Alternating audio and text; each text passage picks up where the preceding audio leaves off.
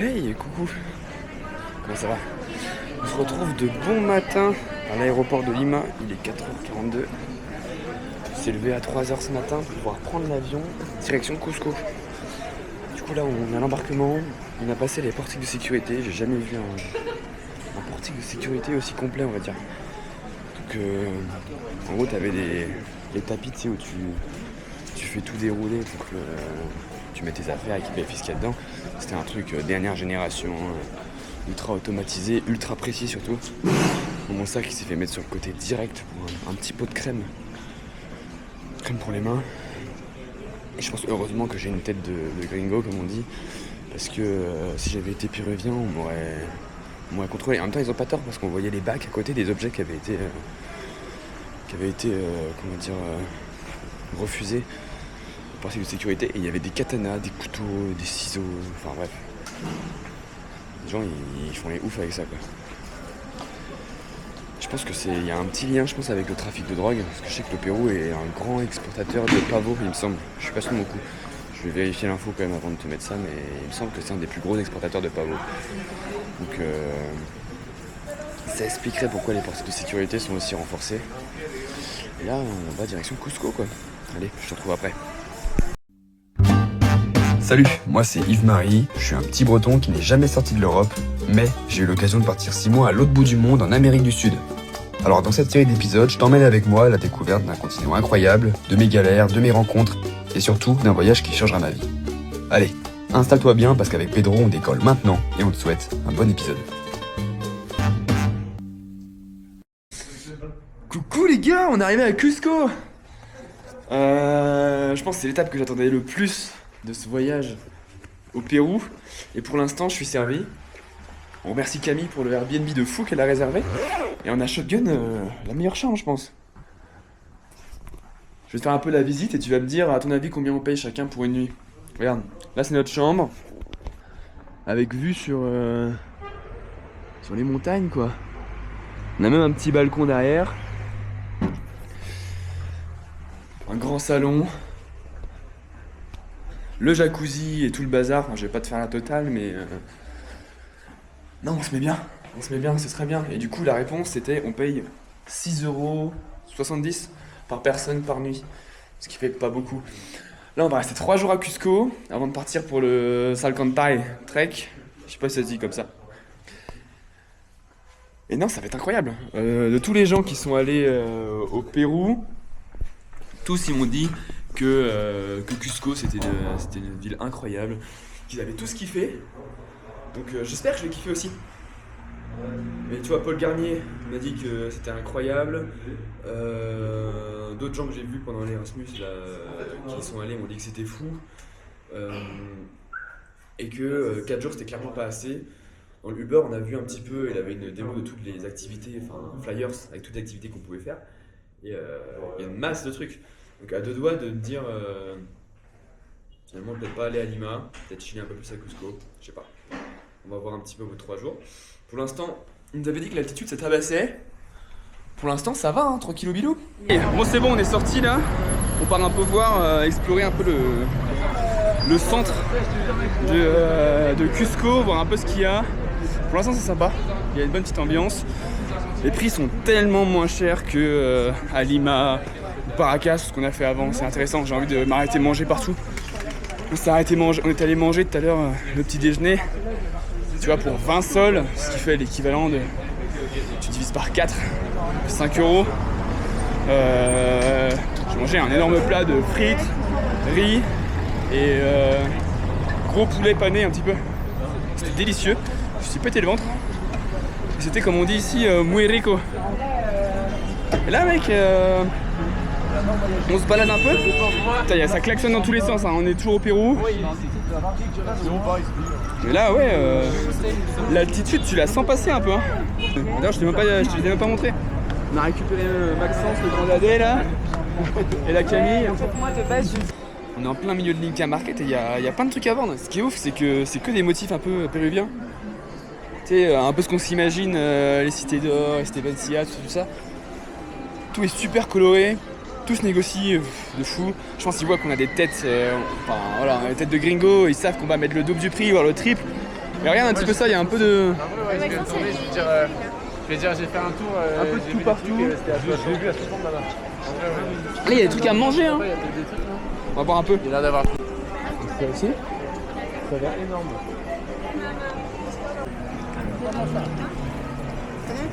Moi c'est como no me recuerdo la palabra para eso. Oh, c'est un petit peu marrant parce que là on a pris les petits jus et en fait on s'est pas rendu compte mais on l'a tous pris dans un stand différent alors qu'ils ont l'air ensemble. Du coup on n'a pas le droit de le boire au même endroit. Maxence il l'a pris là, du coup il doit le boire là, nous on l'a vu là et on doit le boire là et j'ai pas le droit de m'asseoir là parce que c'est l'emplacement de la dame. Du coup je suis debout quoi. Oh, c'est un peu marrant quand même. Non, c'est une vache. Es para comer. Incroyable. Es una cabrita? Alpaca? Es una alpaca? Ah! C'est quoi alpaca? Est-ce comme mi gâteau? C'est chaud. Est-ce caliente? Mec, elle a ce gain. Ah, vraiment? Tu regardes la caméra. Et puis tu m'as rendu des pieds. Il y a vraiment pas mal d'illumination de Noël. Je pense que je sais pas ce que c'est, si c'est une église. Elle m'a l'air quand même très très grosse pour une église.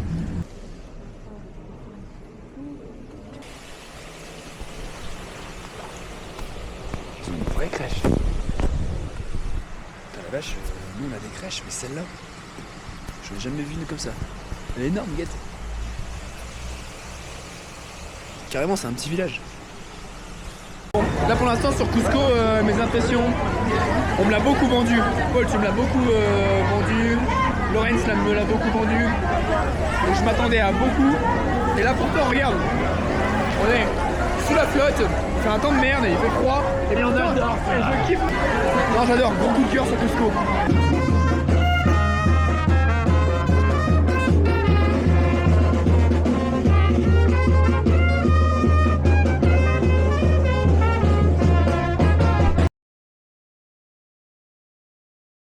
Les petits potes, on se retrouve à Chinchero aujourd'hui.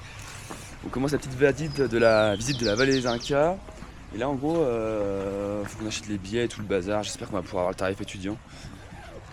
Et on visite la petite ville de Chinchero. Apparemment c'est là que c'était l'ancienne capitale pré-Inca. Je sais pas ce que ça veut dire, c'est la capitale qui était là avant les Incas, avant Cusco. Et ils font aussi des trucs de tissage à la main, etc. Bon là on dirait vraiment des trucs témus. On dirait du tému mais c'est fait à la main, t'inquiète hein. Putain, le sang, on sent quand même, hein. On a monté un peu, on est monté un petit peu. Je suis fatigué. Tu sais, avec la nuit en altitude, j'ai l'impression d'avoir fait une nuit blanche, quoi. Hyper crevé. C'est perturbant. En gros, ce qu'on va voir là, c'est que on s'est arrêté devant une maison et en fait on peut voir que devant chaque maison il y avait 2 taureaux qui étaient sur le toit de la maison. Il a expliqué que c'était un peu c'était un reste de la culture andine. Où en fait, pour pouvoir avoir le droit d'ériger une maison, il fallait faire un rite pour pouvoir ériger sa maison. Pourquoi? Parce que quand tu construis une maison, c'est un endroit où la terre ne pourra pas être fertilisée. Donc un endroit où tu ne pourras pas cultiver. Donc il faut faire un rite un petit peu pour que la maison elle puisse être construite. Ce rite il était dédié à la Pachamama. En gros c'est la terre-mère. Qui représente un peu la fertilité du sol, celle qui donne à manger un peu au peuple. Et à l'origine, ils mettaient 2 alpagas, parce qu'à l'époque il n'y avait pas de lama, tu vois. Il n'y avait pas de taureau au Pérou. Mais c'est à l'arrivée des Espagnols que ce soit arrivé ici. Il y a eu du métissage entre les peuples indigènes et les peuples colons. Et du coup, ce métissage en général il était marqué sur les maisons par 2 taureaux et au final, ces 2 taureaux ils ont remplacé les 2 alpagas. Quoi. Voilà. Regarde la vue de taré qu'on a ici. Muy bien. A little bit difficult to up. Yeah. Easy. Bon là en gros, regarde, on a une petite ruine inca un petit peu là. T'as vu comment elles s'emboîtent les pierres? Je sais pas comment ils ont fait ça. Parce qu'ils avaient pas les mêmes moyens qu'aujourd'hui. C'est du... Ouais, c'est stylé un petit peu. En gros, là, ce qu'elle a expliqué, c'est que la place centrale qu'on voit là à Cusco. C'est quoi déjà l'endroit où on est? J'ai oublié le nom de la ville. Je te le marque ici. En gros, il y avait un roi. Le roi, il a été jeté du pouvoir parce qu'il y a eu un autre qui a fait un coup d'état.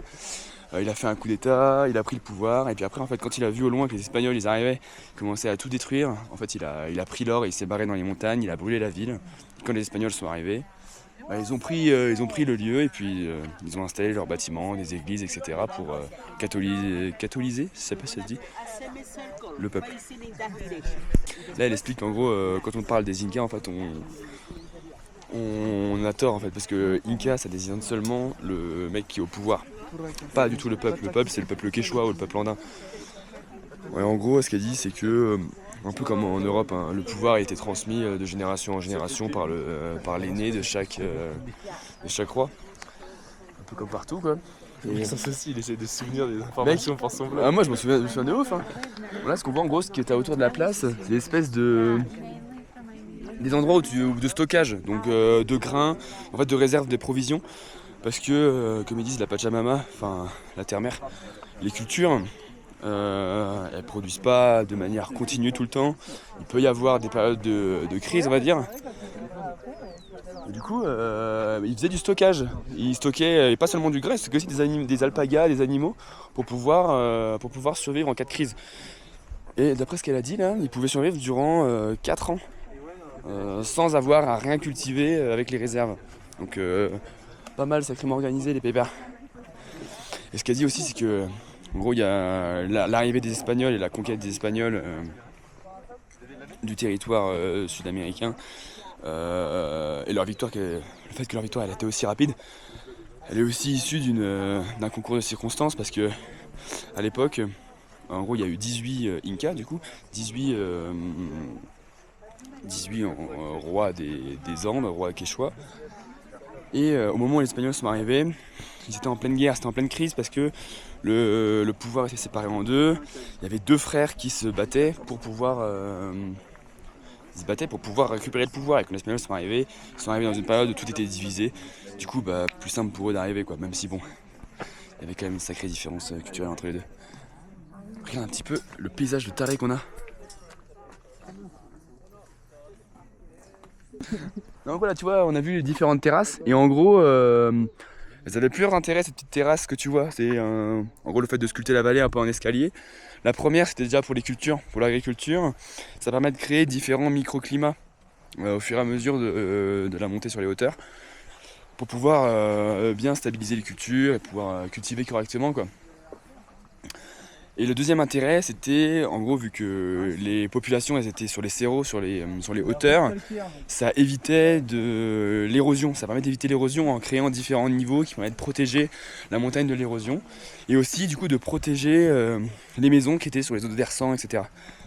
Donc, ingénieux, pas mal. Là, elle va nous expliquer un petit peu, je crois, comment... Ah non, peut-être après. On va savoir après comment ils faisaient tout ça, parce que... Moi, ce qui m'intrigue, c'est qu'on voit tous les murs.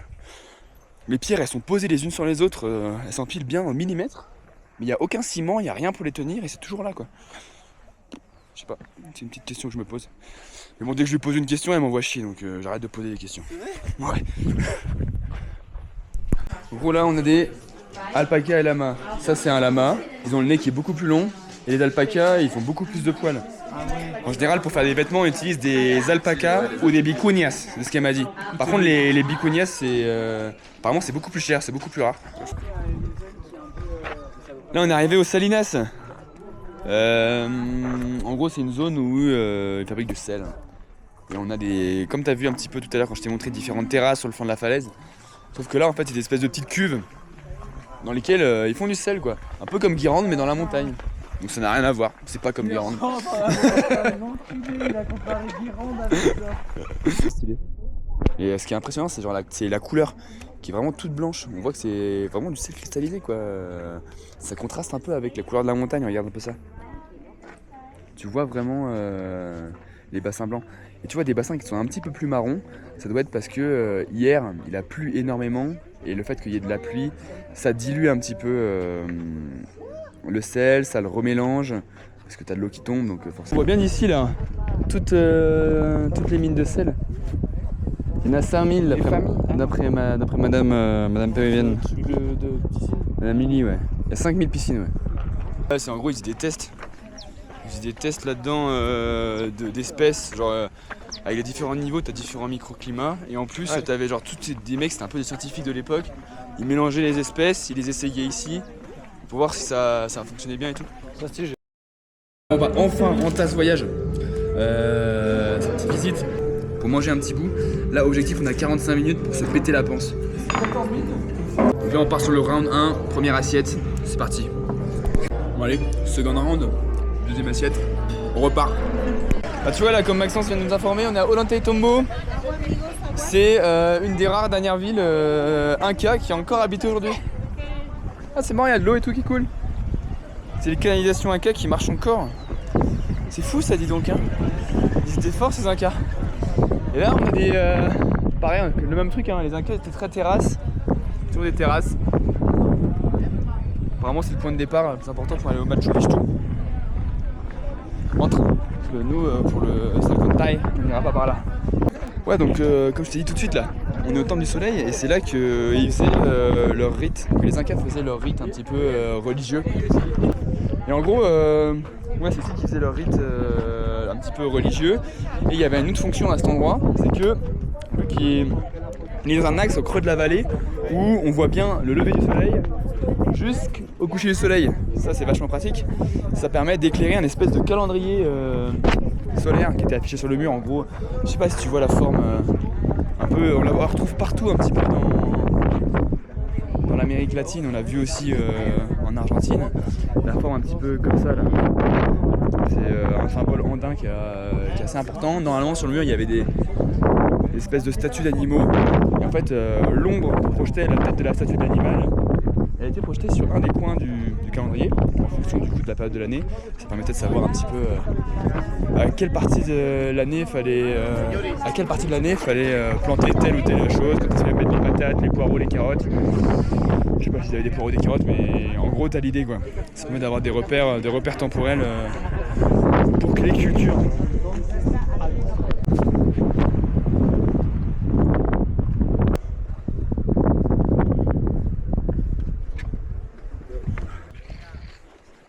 Bah je me dépêche, j'arrive.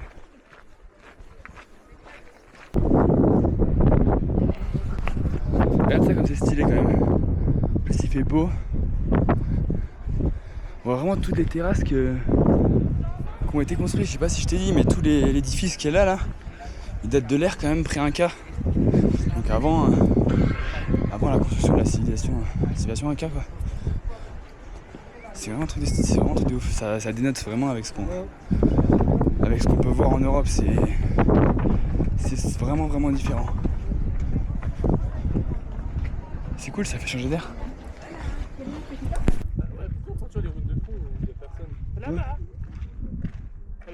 Il y a un petit lama là, Alice, regarde. Tu voulais que je te ramène un lama, bah c'est le moment, faut que j'en capture un. Je sais pas comment je vais faire. Putain, celui-ci il est pas mal, hein. Je pense celui-ci, il te plairait bien. Faut que j'en capture un. Bon là on est arrivé à un autre site, dans la ville de Pisac. En gros là ce qu'on voit c'est que c'était un lieu assez important dans lequel on avait des défenses militaires pour protéger les peuples un peu riches qui habitaient sur les hauteurs ici et pour défendre le peuple qui habitait dans la vallée. Donc c'était un site un peu stratégique. Et c'est pareil, il y a des restes dans cette vallée alors avec le contre-jour du soleil, je sais pas si tu vois grand chose en plus. J'essaie de m'approcher pour te montrer quand même. Mais il y a des trous dans la falaise et en fait ces trous ce sont des restes, on va dire des vestiges. Des sanctuaires, un sanctuaire là où ils mettaient un peu les morts qui étaient importants durant l'ère précolombienne. Précolombienne ça veut dire avant l'arrivée des Espagnols sur le territoire sud-américain. Et en fait ils les momifiaient avec des techniques bien à eux et ils pouvaient... Putain, je suis essoufflé avec rien du tout là. Ils pouvaient les maintenir en conservation de la chair et des os, etc. pour éviter la décomposition par les micro-organismes avec des baumes et des plantes qu'ils connaissaient bien dans la région quoi. Un peu comme on peut trouver dans d'autres civilisations.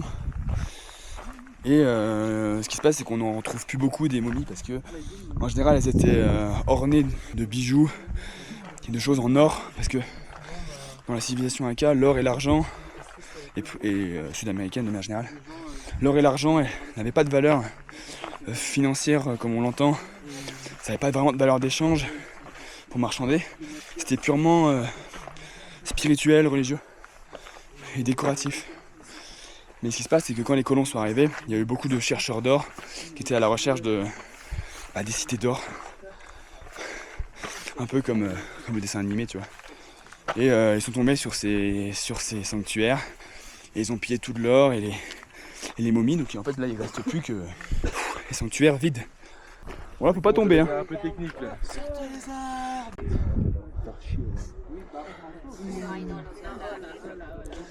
Putain, regarde les listes que j'ai trouvé. J'ai trouvé ton alpaga. Regarde Pépère. Tiens un tigre toi hein? Putain, il est gros quand même hein. C'est hyper marrant. Hein? Du coup il va me cracher dessus. Sinon pareil pour mon stage, ça crache pas les alpagas? Je sais pas. C'est la main qui crache. Ah ouais? Pas de sa mère. Hein. Putain on est bien là. Sinon le ton snap un petit peu. Ouais, allez Pépère avance. Laisse-le. Non mais Ouais, mais tu voulais pas monter dessus.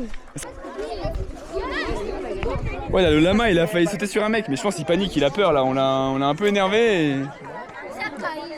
Là il panique. Ouais.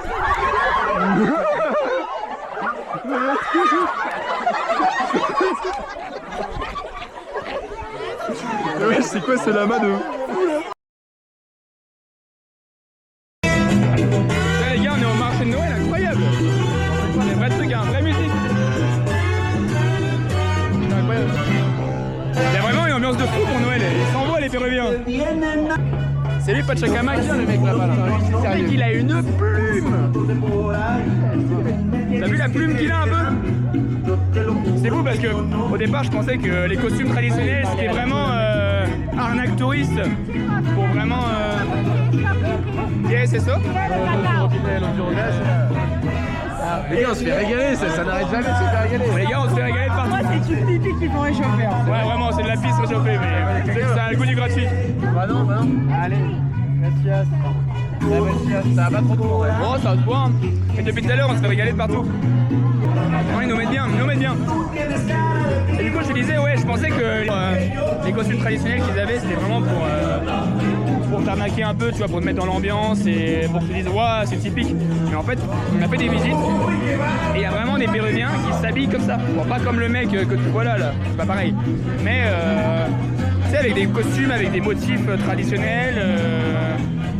Tenue un petit peu typique. Ils s'habillent vraiment comme ça les gars. Même on voit des mamies qui font qui tissent au bord de la route, elles ont le chapeau péruvien, la tenue péruvienne traditionnelle et c'est normal. On voit vraiment que il y a vraiment une culture identitaire qui est vraiment très très forte. Au niveau de la musique, hein, la musique que tu entends, c'est la musique qu'on entend partout. Ils sont très attachés à leurs valeurs un peu andines avant l'arrivée du christianisme, hein, avec la Pachamama et tout le bazar. Pareil pour la médecine, ils ont beaucoup de trucs d'esprit de médecine, médecine avec des plantes, médecine traditionnelle, avec le maca et plein de plantes un peu dans tous les sens, aphrodisiaques, qui ont des vertus, de maté, etc. Donc ouais, c'est super intéressant, c'est une culture super forte, j'adore. C'est du chocolat? ¿Qué es eso? Este es con arándanos. Es chocolat? Ah, es chocolat? Con chocolate. Ah, si, dale. Con cacao al 70%. Bon, encore goûter, on se fait régaler les gars. Ça fait régaler mec. Bon là on est le soir, on est arrivé sur la place centrale, Plaza de Hermas de Cusco. Regarde l'endroit chouette dans lequel on est. Il y a une ambiance qui est cool, ça sent Noël. Est-ce que c'est mieux que Strasbourg ou c'est moins bien que Strasbourg? Pareil. Mais je trouve que c'est très sympa. Moi, je trouve ça très sympa, je trouve ça très chouette. Je pense que je t'ai montré assez de choses pour aujourd'hui, parce que là ça fait déjà pas mal de contenu. Même moi ça m'embête un petit peu d'en avoir plus. T'as rien la grande crèche À Lima, t'as des trucs de change à côté des... Elle est énorme. Ici, je pensais pas que le Pérou était si catholique que ça, mais en fait si. Il y a des gros, niveau crèche, ils sont très religieux. Dans les églises, c'est vraiment, t'as un coin visite et un coin prière. Quand tu rentres, c'est vraiment full prière. Faut vraiment respecter ce truc-là. ils sont très croyants quoi. Et en fait non, du coup l'ambiance de la ville, j'adore. Franchement, gros coup de cœur sur Cusco. J'espère que, je pense qu'après Machu Picchu je vais revenir. De base on ne devait pas revenir, mais je pense que je reviendrai parce qu'il y a trop de choses à faire, l'ambiance elle est chouette. Non, gracias. Et ouais, du coup, comme je disais, je pense que je te laisse là, on en a vu assez pour aujourd'hui. Je pense que tu as réussi à capter un peu l'ambiance du soir. De toute façon, il va rien se passer de spécial, hein. Faire des courses, faire des réserves avant le Machu Picchu, manger un petit bout. Et demain, on repart tôt pour de nouvelles aventures. Allez, je te fais des bisous, je te laisse là et on se dit à demain. Tchuss. Ciao.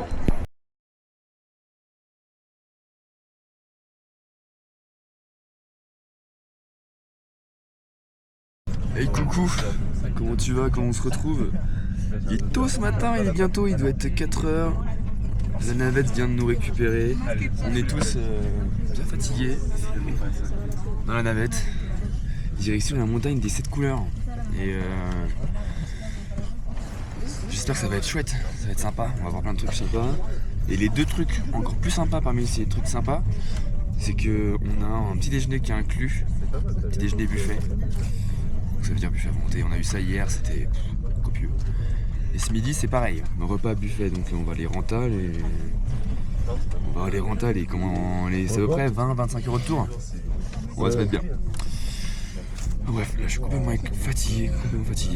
Parce que du coup, avec un peu des prix de cours hier, on a couru un peu partout et il a fallu qu'on achète 2-3 trucs avant de partir quand même. Il y a Baptiste qui lui est arrivé à Cusco, il avait aucun vêtement. Il en a toujours pas. Mais ça c'est un autre problème. Yes. Top. C'est pas grave, on va trouver une solution. C'est ça l'aventure. Et là, je pense que ça va être gros dodo jusqu'à arriver. Même si bon, vu la gueule des routes ici, tu vais pas dormir grand chose, mais c'est parti. Allez, tchuss, je t'en prie. Bon, regarde le bon petit déj qu'on s'envoie. Du jus de je sais pas quoi, du thé de coca pour l'altitude.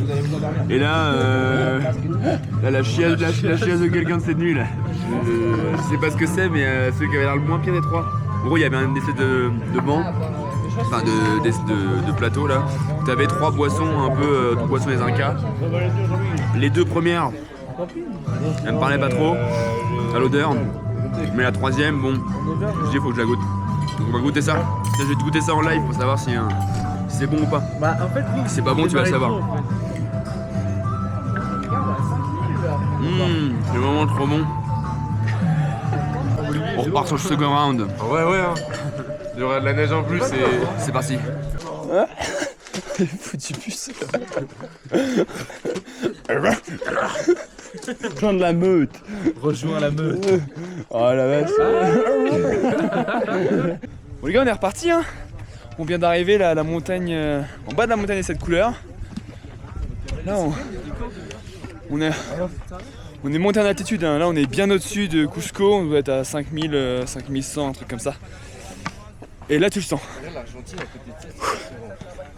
Tu le sens vraiment. Alors là, le fait de marcher et de te parler en même temps, ça m'essouffle. J'ai un peu la tête dans les vapes, un peu comme quand t'as bu un petit peu tes pompettes. Alors peut-être qu'il y a l'altitude, peut-être aussi le fait qu'on dort 5 heures par nuit depuis 4 jours. Ça peut jouer. Mais là, normalement on en a pour 45 minutes, 1 heure de marche pour arriver jusqu'en haut de la montagne de cette couleur. Tu vois là-bas, on commence à voir les petits dégradés de couleurs. Au bout. Je suis désolé, je vais pas pouvoir te parler plus parce que là ça m'essouffle de fou. Je vais tomber dans les pommes là. Donc ouais, ce que je peux te dire c'est que là, il y a pas mal de lamas. Tiens, je vais te remettre sur ma tête. Hop là. T'es bien? T'as bien tous ces petits lamas? Là encore c'est pas beaucoup, tout à l'heure on en a vu plein. Il y avait toute une vallée, tout un flanc de vallée qui était rempli de lamas. Ou d'alpacas, ouais, bien plus d'une centaine. Ouais. On monte un peu. Je pense que je te retrouve là-haut. Allez, tchuss. Bon les gars, il n'y a plus rien à bouffer.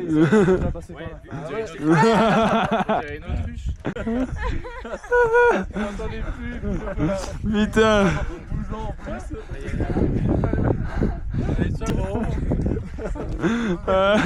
Ça t'a coûté combien?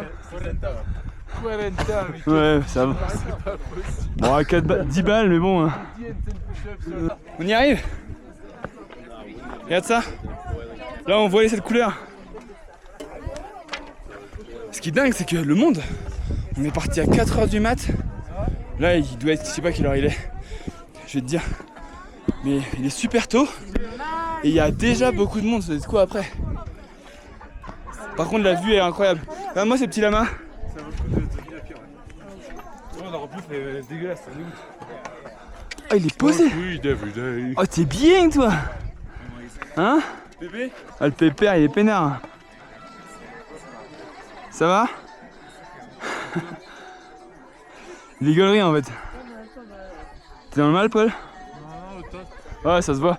Putain la vallée, regarde ça un peu, j'avais même pas vu. Oh! Je sais pas si le lama il est heureux quand même là. Je sais pas parce qu'il est quand même au grand air. Il est pas dans un zoo et tout mais... Tiens on l'oblige à porter tout un tas de conneries. Avec là ses petites lunettes de soleil. C'est... je sais pas. Ah ça fait un peu pitié quand même. Il y a un petit peu peut-être de maltraitance. Je sais pas. Il doit être stressé par le monde. Je sais pas si tu te souviens de hier. Où il y avait le lama. Je pense qu'on l'a un peu brusqué. Parce qu'il y avait beaucoup de monde. Il a pris panique un petit peu. Je sais pas si là... c'est pareil. Et aussi le quechua. Ah, ¿hablas quechua?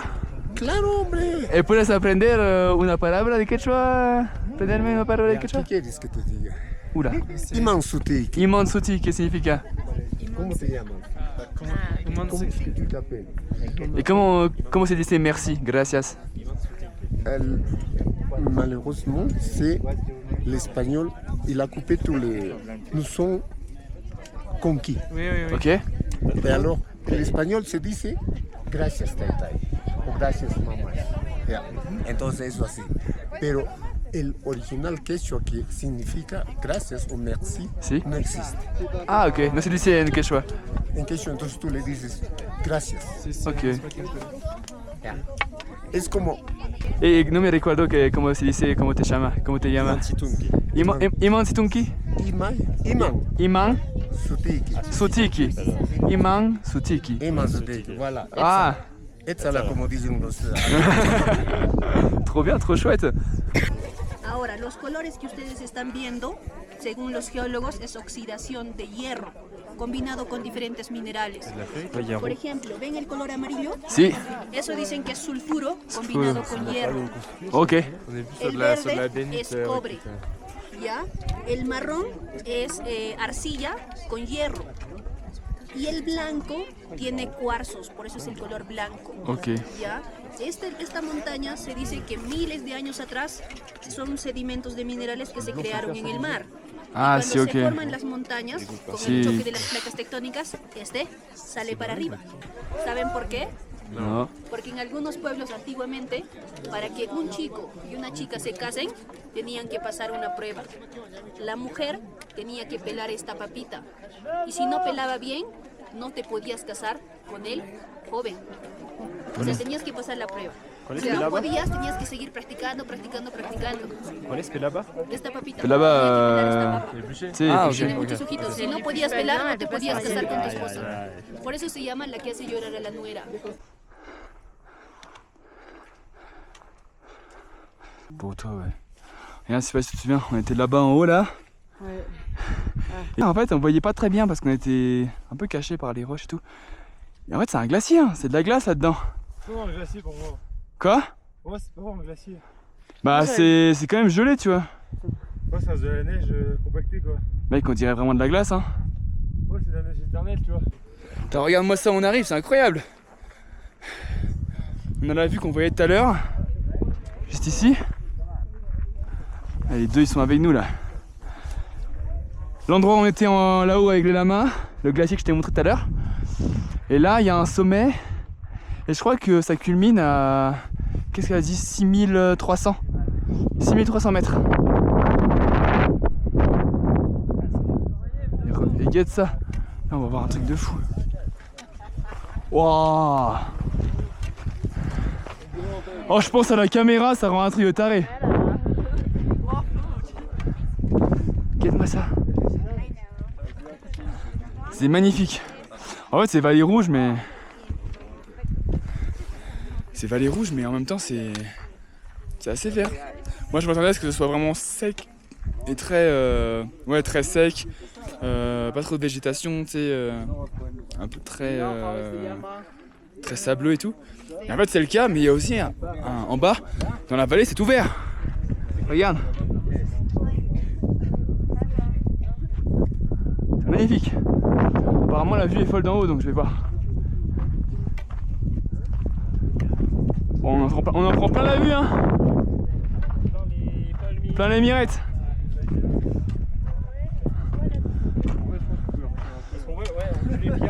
Encore. Attention, ne tombe pas, hein. Faites gaffe en vrai. Ça masse le crâne, hein. Oh la vache. Mais c'est un truc de taré mental, mec. En vrai, c'est moche, je le dis. Hein. Wow. Franchement, ouais, attends, la place est pas si mal. Mec, elle est incroyable. C'est ouf. C'est bien d'avoir du temps aussi. À chaque fois, on faisait 6 pieds, genre les 14 couleurs, ça me paraît. Ok, bon, on se retrouve après notre petite balade, une petite excursion à la montagne des 7 couleurs. Je te cache pas que je suis complètement fatigué, je suis éclaté. On s'est levé super tôt, ça fait 3 jours qu'on enchaîne, quasiment en dormant, je sais pas moi, 4-5 heures. Mais on se quitte quand même sur un super décor. Regarde un peu.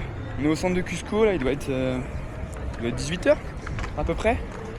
Il y a des super animations, c'est super sympa. De toute façon, t'as vu les images que je t'ai montrées un petit peu de hier soir. Je te mets ici un petit peu les images de ce qu'on a mangé ce midi. C'était encore un buffet. On s'est encore rempli le ventre.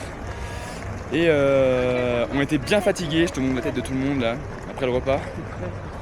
Puis c'était un truc, hein, dans le bus, le chauffeur il tartinait, en vrai c'était un peu dangereux. Moi j'ai eu un petit peu peur. Moi qui ai pas le mal des transports, j'étais un peu dans le mal. Mais moi je pense que ça fait partie du Pérou, hein. Et je pense qu'on va se quitter sur cette superbe vue sur la plaza. Je sais pas quelle place c'est pas la plaza de Hermas, ça si? Si, c'est la plaza de Hermas, sur la plaza de Hermas. Allez, je te fais des bisous, je pense. Je vais te laisser là pour aujourd'hui. Et on se retrouve demain pour une nouvelle aventure au Machu Picchu. Allez, tchuss.